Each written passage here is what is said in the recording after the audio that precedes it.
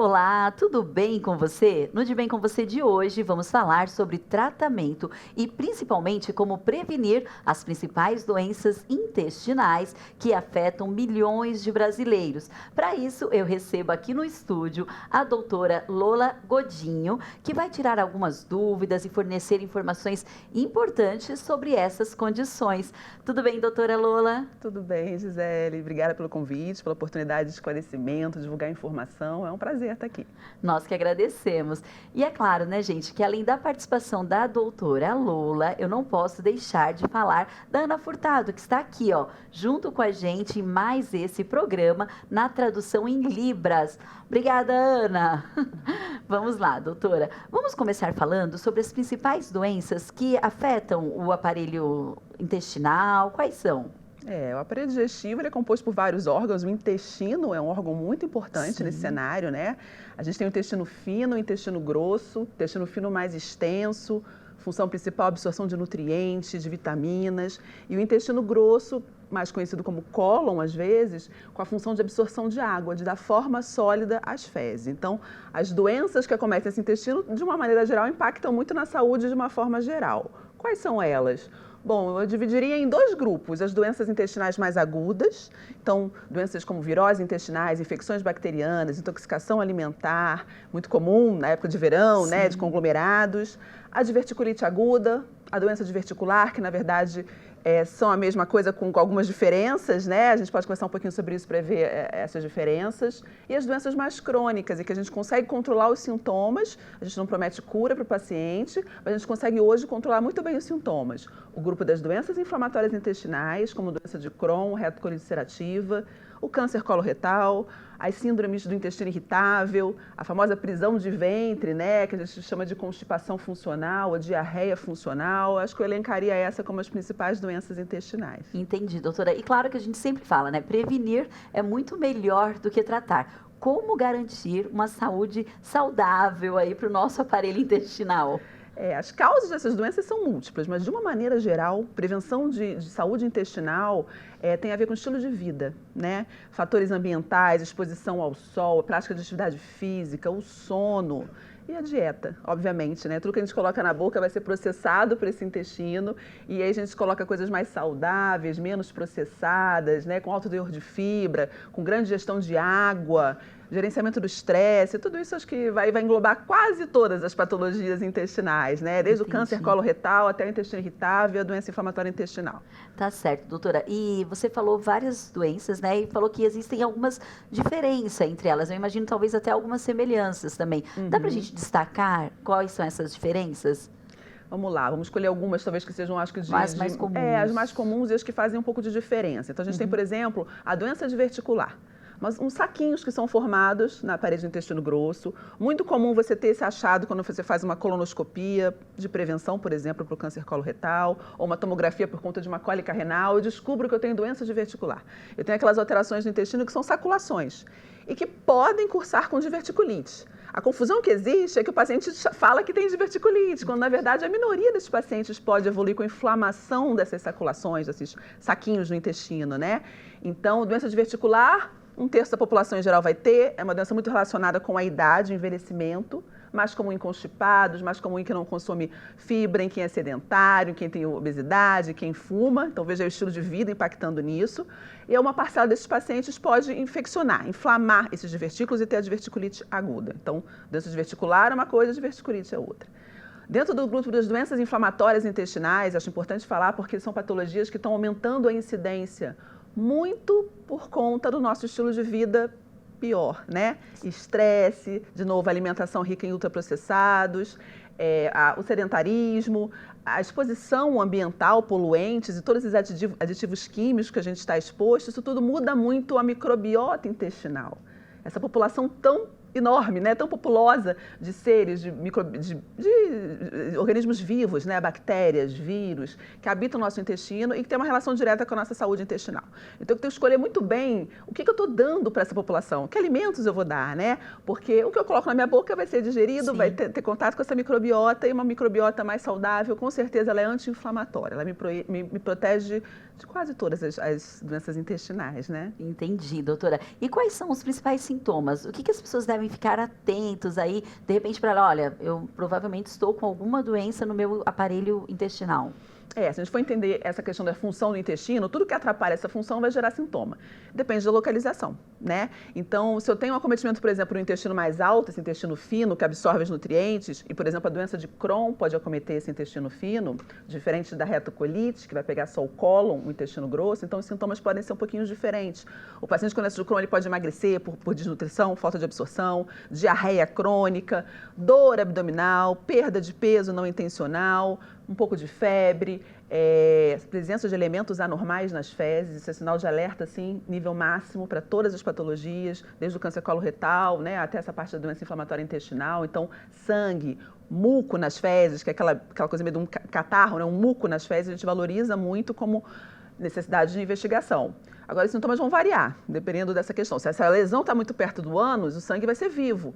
Mas não sangrar não quer dizer que não possa ter alguma coisa lá longe, mais aqui na região mais alta. E, de repente, eu vou ter uma dor abdominal leve, eu vou ter algum desconforto com alimentos, e atribuir talvez a uma intolerância à lactose, a uma sensibilidade ao glúten. Mas qual é a causa disso? Qual a causa primária? Será que meu intestino está inflamado e por isso eu estou intolerante à lactose? Por isso eu estou digerindo mal o glúten, por exemplo? Então, alterações de sintoma, com dor, com modificação do hábito intestinal e achados esquisitos nas fezes merecem investigação e são os principais sintomas. Sim, claro, sempre, né? Procure um especialista.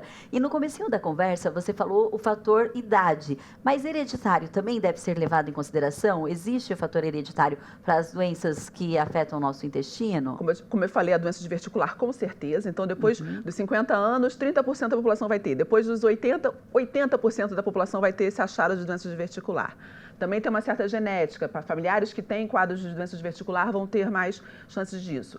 Dentro da doença inflamatória intestinal, que é um assunto complexo nas suas causas, porque é multifatorial, a gente desconhece ainda exatamente o que faz o organismo começar a reagir contra ele mesmo. Porque é isso que a doença de Crohn e retocolite faz. Se aciona mais do que deveria um sistema que é de defesa, que é cronicamente inflamado. O nosso intestino ele tem esse equilíbrio inflamatório para, na medida certa, nos defender. Quando isso passa do ponto, você começa a se ferir, né? Mas não é puramente genético. É um indivíduo que tem uma predisposição genética, especialmente doença de Crohn, que exposto a algum gatilho ambiental, modifica talvez essa microbiota e eu aciono um sistema imunológico e começa a reagir demais. Esse é um pouco da causa. Então, tem um componente genético, mas não exclusivamente. Não é o fator primário, né? Requisito principal. Se eu não tenho ninguém na família, eu ainda assim posso ter um diagnóstico de doença inflamatória intestinal. Por isso que é importante sempre investigar. E olha só, gente, quando o assunto é prevenção, todos nós sabemos que uma alimentação equilibrada, a doutora Lula já falou aqui, contribui no controle de sintomas como diarreia, dores abdominais, entre outros. Depois do intervalo, a gente vai conferir uma reportagem da Dani Rivas com uma nutricionista com dicas valiosas para quem sofre, de repente, aí com alguma doença intestinal. Então, fica aí que nós já voltamos com essas dicas para vocês.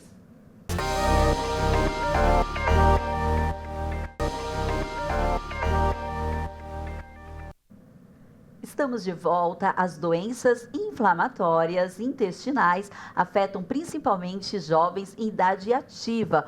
O assunto, gente, é tão sério que conta, inclusive, com uma data para conscientização.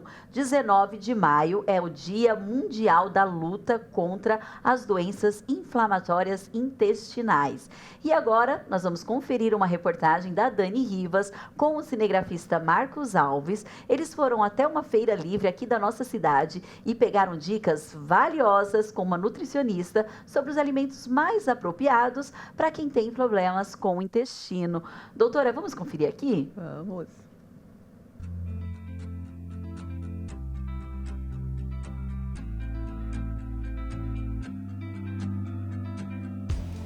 Oi, Gi, tudo bem? Olha, Gi, eu tenho um dado aqui importante que mostra que mais de 10 milhões de pessoas em todo o mundo sofrem com doenças intestinais. É isso mesmo. E esse número está cada vez maior, afetando inclusive jovens ali em idade ativa. A gente sabe que uma alimentação ali balanceada, rica em nutrientes, é um fator importante para aumentar a qualidade de vida não só dessas pessoas, né? Mas nesse caso, ainda mais. E eu estou aqui então numa feira bem tradicional aqui de São José dos Campos e vou conversar hoje com uma nutricionista que é especialista nesse assunto, a Fabiane Groelde. Tudo bem, Fabiane? Primeiramente, conta pra gente, né, o que são essas doenças intestinais, o que elas causam. Perfeito. Daniela, obrigada pelo convite, obrigada por estar participando dentro desta temática tão importante. As doenças inflamatórias intestinais, como o próprio nome diz, são doenças que acometem o intestino e causam inflamações. E, portanto, essas doenças prejudicam muito a qualidade de vida destes pacientes. Quando nós sofremos, por exemplo, de uma infecção viral ou bacteriana no intestino, todo mundo já fica muito mal. Então imagina, de fato, uma doença mais crônica, porque são doenças mais crônicas e que entram em episódios de fase ativa, ou seja, que a pessoa tem muito sintoma, e em fase de remissão, ou seja, é aquela fase que a pessoa não tem sintoma nenhum, tal. Você falou dos alimentos, né? Que podem, não podem. No caso, quando os pacientes estão ali numa fase mais ativa, às vezes alimentos que são considerados saudáveis não são indicados, né?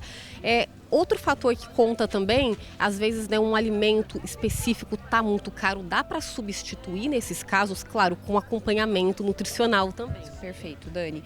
Dá sim para substituir. Cenoura, abobrinha, são alimentos. Exemplo de alimentos permitidos, assim como as ervas aromáticas, todas com exceção da cebolinha e do alho poró. Então, todas as ervas a gente também pode usar neste momento. Ovos também são alimentos permitidos, assim como as carnes brancas, ou seja, aves e peixes. E quando a gente fala em relação a carboidratos, arroz, batata, mandioca, não tem problema. Porém, quando a gente fala de milho, inhame, batata doce, são alimentos mais fermentativos, então que nós indicamos a exclusão temporária. É importante dizer que este acompanhamento low FODMAP, ele não é para a vida do paciente, e sim por um período que geralmente são 30 dias e posteriormente nós fazemos a reintrodução desses alimentos um por semana, um grupo por semana. Então, as frutas também permitidas seriam banana, ameixa, então os morangos, as framboesas. Agora, quando a gente fala de maçã, pera, manga, abacate, são frutas que não seriam recomendadas neste momento. E nós sabemos que muitas pessoas, quando estão com diarreia, o que vão querer consumir? Maçã, pera, mas podem sim ser alimentos que vão causar mais dor,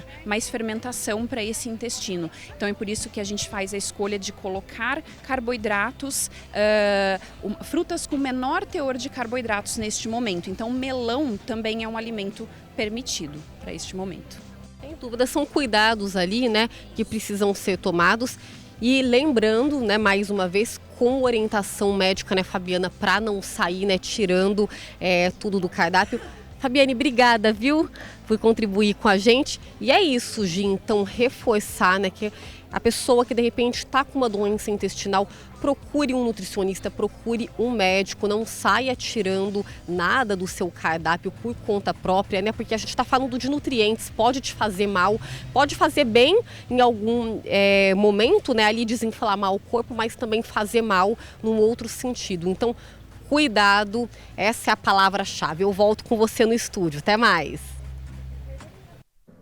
Muito obrigada, Dani. É isso mesmo. Cuidado é a palavra-chave. Adorei. Olha só, doutora, a importância, a gente estava comentando aqui nos bastidores, do acompanhamento de um médico nutricionista também, no tratamento das doenças perfeito. intestinais. Fiquei muito feliz. Hoje, dentro desse âmbito das doenças inflamatórias intestinais, que são tão complexas, né? Paciente jovem, paciente doença ativa, como é importante, e aí tudo que é congresso só fala disso, de multidisciplinaridade, né? A nutricionista é uma peça, assim, chave. Exatamente para você ponderar. O que a gente observa muito também é restrições exageradas durante um longo período de tempo. Então, tem que ter orientação. Uma avaliação psicoterápica também é bem interessante, afinal de contas, você recebe o impacto de uma doença, vai para o Google, ouve um monte de informações enviesadas, fica muito assustado. Então, é óbvio que o psicológico vai interferir nisso, e o psicológico tem tudo a ver com o intestinal também, via de mão dupla. Então, saúde mental é outra coisa que a gente conversa bastante.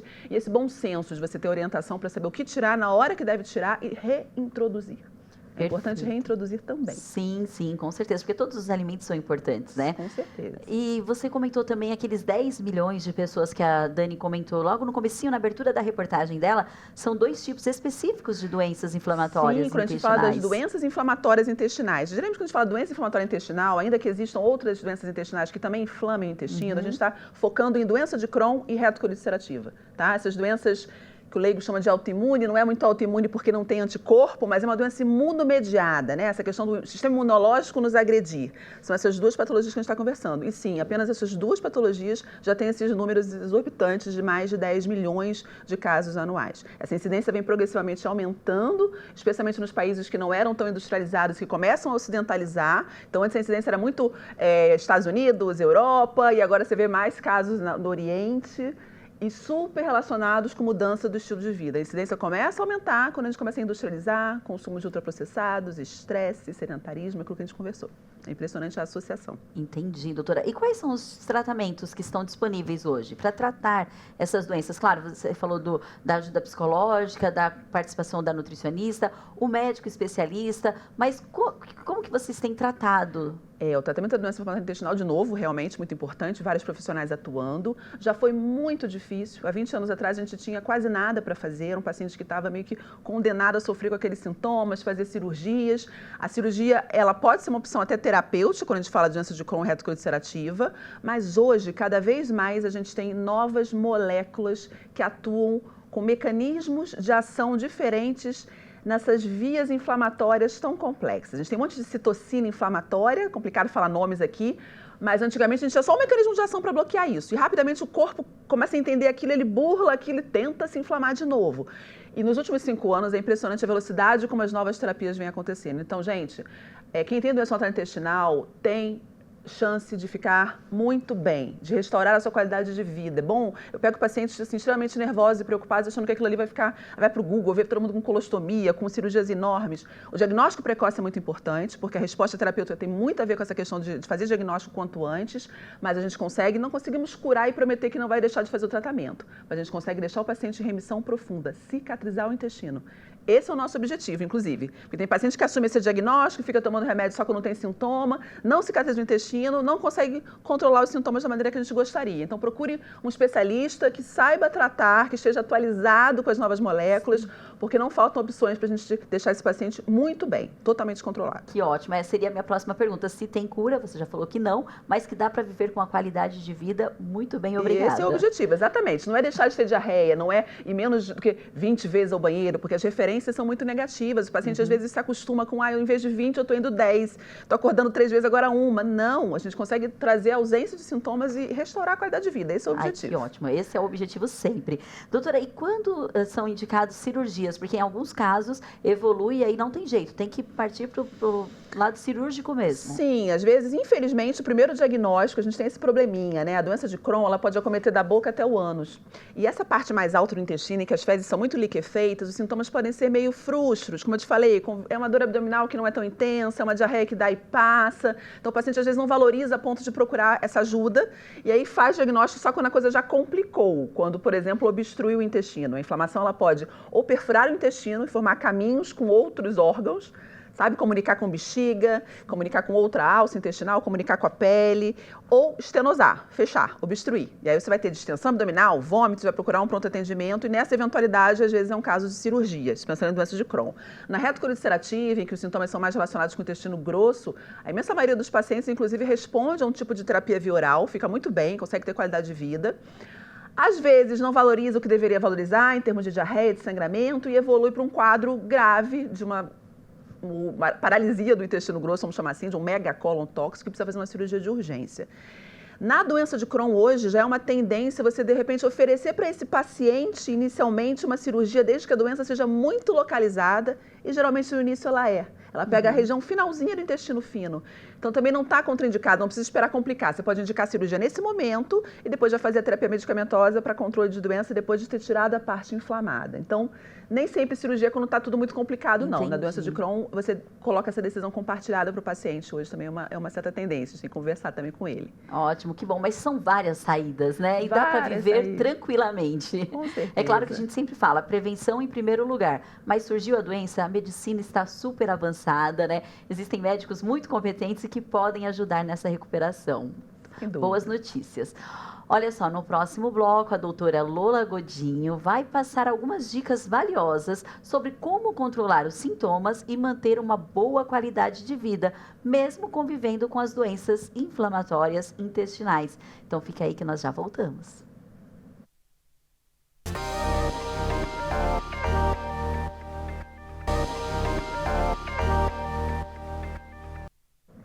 Estamos de volta. O tema do De Bem com Você de hoje é prevenção e tratamento das doenças inflamatórias intestinais. E conversamos com a doutora Lola Godinho. Doutora, a gente conversou aqui no intervalo, colonoscopia. É um exame que muitas pessoas correm, evitam fazer ou por falta de informação ou por medo mesmo. Mas eu gostaria que você falasse da importância de realizar esse exame. Muito bacana essa oportunidade de poder falar, primeiro, daqueles sinais de alerta. Colonoscopia, o que é? Um exame que vai avaliar internamente a porção lá do intestino grosso, do reto e até esse finalzinho do ilho terminal que a gente fala, do intestino fino.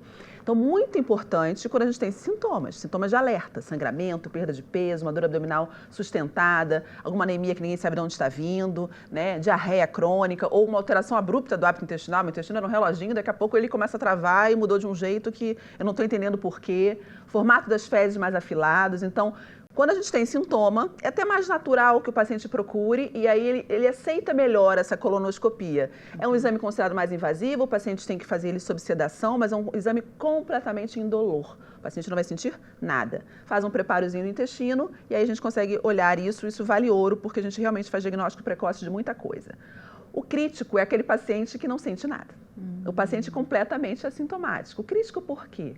Porque, infelizmente, o câncer coloretal é uma neoplasia de prevalência alta, né? Se a gente for tirar câncer de pele, não melanoma, que realmente é a mais comum, mulher, primeiro lugar, mama, segundo lugar, intestino. Homem, primeiro lugar, próstata, segundo lugar, intestino. E a gente consegue prevenir. A colono talvez seja o exame mais preventivo que a gente tenha. O câncer coloretal é o câncer que a gente realmente consegue prevenir. Por quê?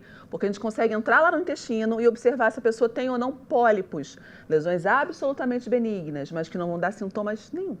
Se eu for esperar ter um sintoma de alerta para fazer um diagnóstico de câncer coloretal, só vou fazer quando estou sangrando, você vai estar sempre meio atrasado.